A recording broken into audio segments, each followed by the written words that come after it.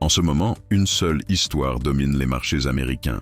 Wall Street parie gros sur une baisse imminente des taux par la Fed. Cette conviction a porté le S&P 500 à plus 0,31%, le Nasdaq à plus 0,91% et le Dow à plus 0,50%. Pourquoi autant de confiance? Parce que le marché du travail se détend enfin.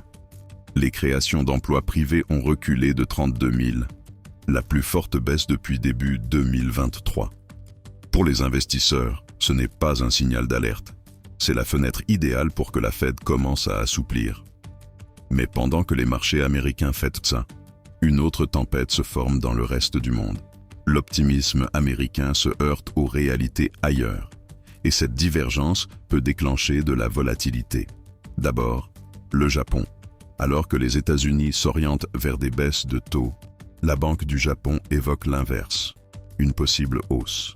Les commentaires les plus offensifs du gouverneur Ueda à ce jour suggèrent que l'ère de l'argent ultra-abondant touche peut-être à sa fin.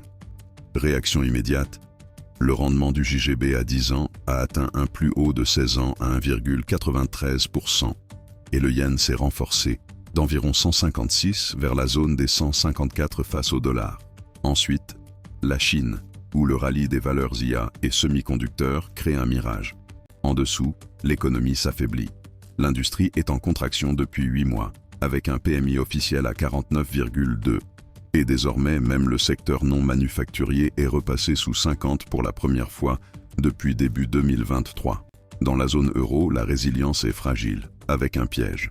Le PIB a été révisé de 0,2 à 0,3 et les commandes industrielles allemandes ont progressé de 1,5%, 3 fois les attentes.